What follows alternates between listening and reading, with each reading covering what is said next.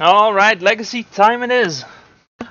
We have Seba on the left. He's playing Sultai Midrange. Looks like he is on the draw on a mulligan to 6. He is playing against Rick, who fetches for a Underground Sea. He is playing what I believe to be a version of Bridgevine. Careful Study coming out.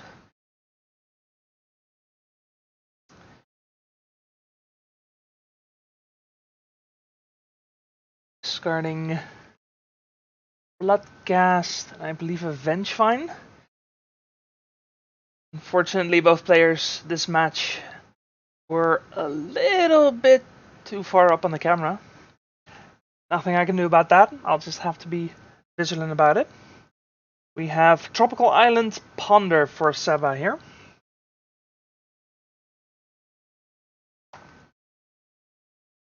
Seba is a mainstay at our local game store. He is also the 2019 Dutch Open Player of the Year, a fact he'll happily remind you of. Polluted Delta coming from Rick. Bringing back the Bloodghast.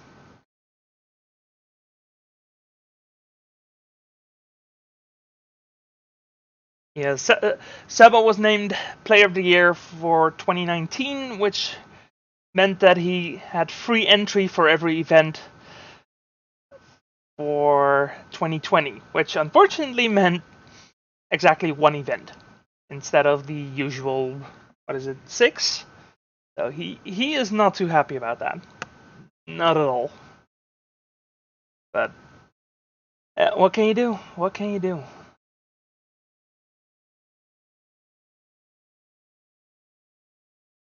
Another ponder coming up. Rick is not someone who plays with us frequently, so I don't know too much about him. Seba choosing to shuffle here. But Seba, I know Seba. He's earned that title of Player of the Year. Even though he might be a bit rusty. I don't know how much he's played outside of Paper Magic. But we'll see. Wasteland coming out. Looking to hit the Underground Sea. Try to make Rick stumble a bit. Rick will Dark Blast in response. Interesting. Dark Blasting his own Bloodghast, hoping to get the creature entering the battlefield again next turn. And then another creature trying to get back the Vengevine. That's not a great opener, I would imagine, for Bridgevine.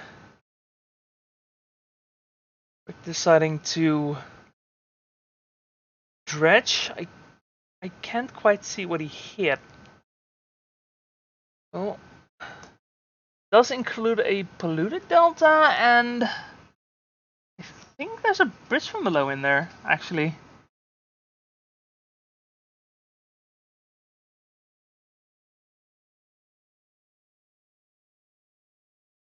Casting a Gravecrawler, this would be the second creature.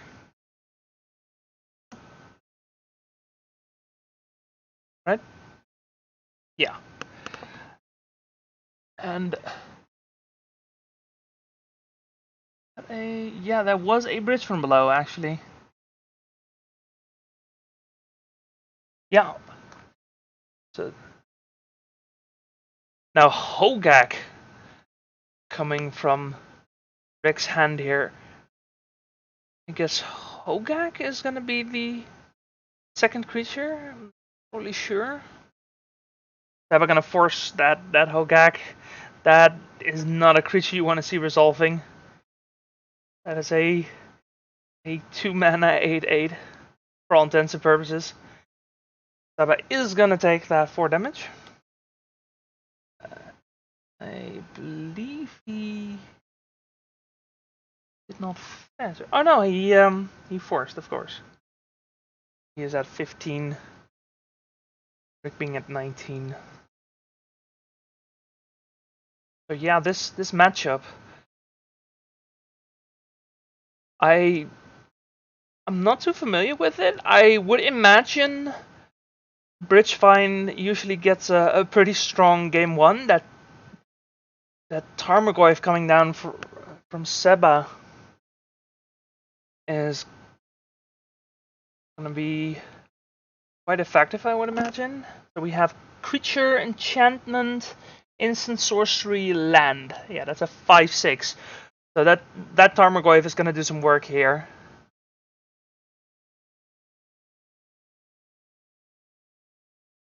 Yeah, I would imagine Bridgevine deck being a graveyard-centric deck is going to have a great game one and kind of drop off after sideboarding, depending on whether or not Seba is playing any graveyard hate. I would imagine so.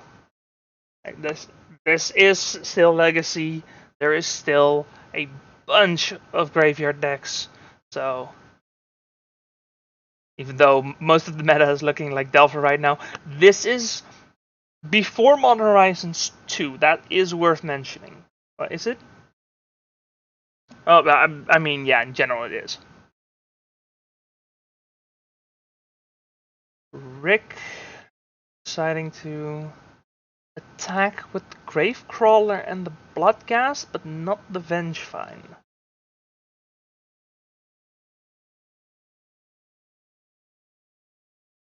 Thinking, is there any reason why he wouldn't attack with the Vengevine?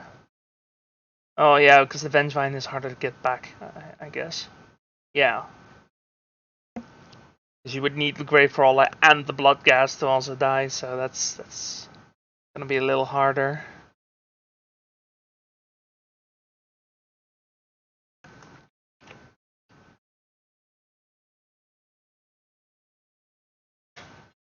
But Rick, despite having some pressure, is gonna need some more. Because Seba is drawing cards, being the control deck, he's just sculpting his hand. So he's not really doing anything else. Dark Blast coming out again on the Gravecrawler. Just making some more zombies. Dredging the Dark Blast again. That is a Bloodghast, a Stitches Supplier, and a second bridge. That's strong. That's really putting a clock on Seba here.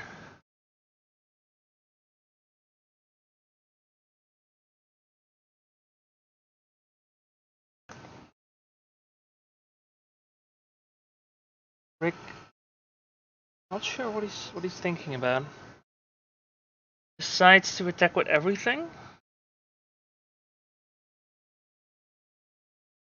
So then, why would Rick attack with the Vengevine here, but not the turn before? Is it because of the bridge, the second bridge hitting the graveyard?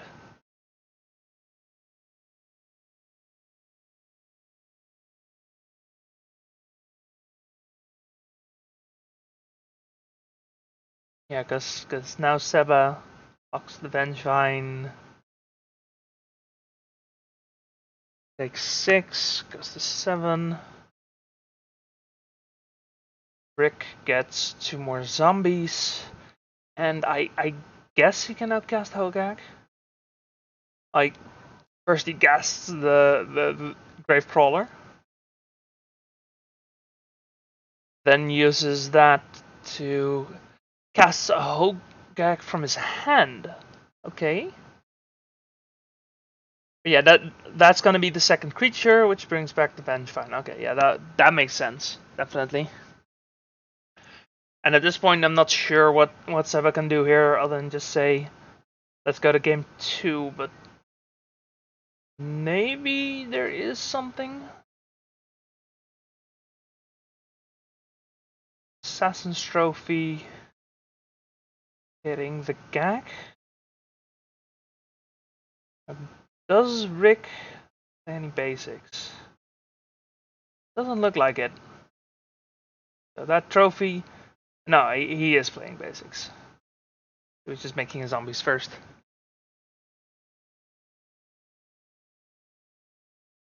But regardless, Seba's gonna need some sort of board wipe here. Even then...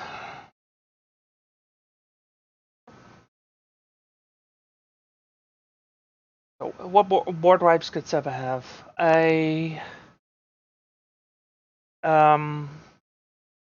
Toxic Deluge? Yes. Oh, interesting. Rick thought he had a basic, but he doesn't. Okay, so that Assassin's Trophy is a 2-mana Vindicate. That's great. And Seba decides enough is enough. No board wipes, and go to game 2. Both players keeping their 7. Seba is on the plane. He starts with a Polluted Delta. Now this game, well, this video was sort of long overdue. Get a Bloodstained Mire from Rick. Originally, I started making videos back in, I believe, November of last year. And unfortunately, the legacy footage for the first week got corrupted, and then the whole country went into the second lockdown. Then we started playing again, and now I'm a little bit behind on schedule. But we're here, finally. Rick seems to be playing a Putrid Imp of a basic swamp. Putrid Imp, I believe a 1/2 that can get flying by discarding a card, so you can easily just dump your entire hand.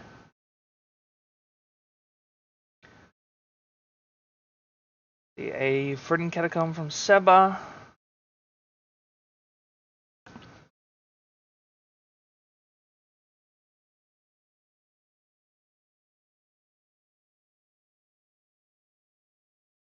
Also nice to be casting a game that I'm not actually playing myself again, because I don't mind being on coverage, obviously, but seeing a game for the first time is just so much more interesting, you know? I just feel way more immersed into what's actually happening, which I hope you are as well. Okay, decides to go Bayou instead of Underground, and a Tropical. Yeah, again, not that I mind coverage. Like, I love people seeing my deck more actually than myself. My plays, they're not terrible, but I'm not that good of a player. I know my limits, and I'm not bad. I'm absolutely not bad, but we have a Scavenging Ooze coming out from Seba. That's gonna put some pressure on Rick's graveyard. Unless Rick has the Dark Blast right now, which he doesn't seem to have.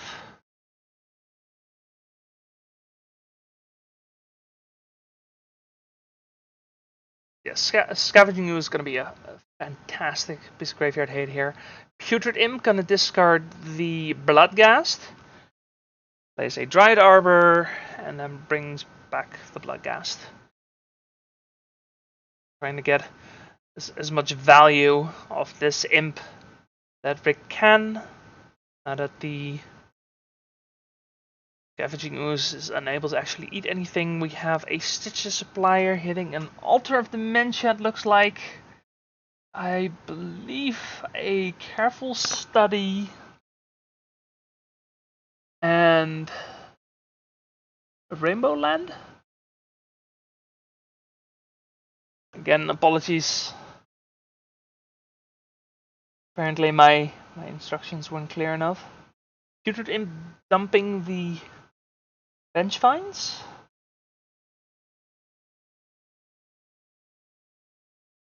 And then just swinging.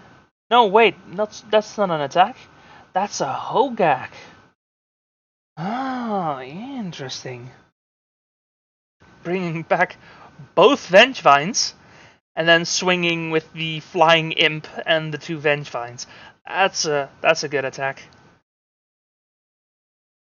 No, not attacking with the imp, seems. Putting Seb at a 10. That is a fantastic start from Rick. Just putting the pressure on the field right now before the Scavenging Ooze is actually able to do anything. That's rough.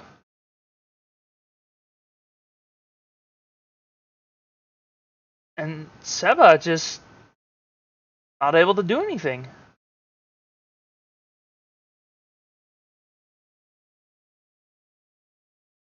Like, what good is being player of the year when there are no plays to make, you know? Just linear aggressive deck and not the relevant interaction. Okay, what land is that? I believe it's a Misty Rainforest?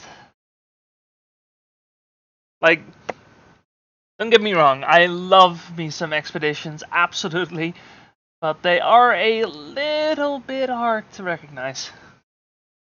Just a little bit. And an abrupt decay coming down on the Skoos. Yeah. Yeah, that's, What are you gonna do about that, Seba? What are you gonna do about that? Doesn't look like a whole lot.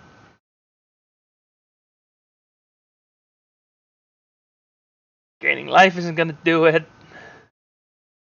You don't have a blocker anymore.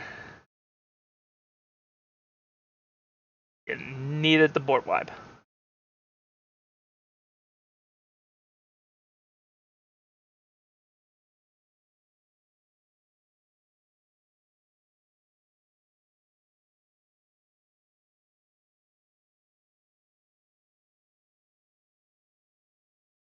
Not sure what he's thinking about, but I think, yeah. That's gonna be a game. GG.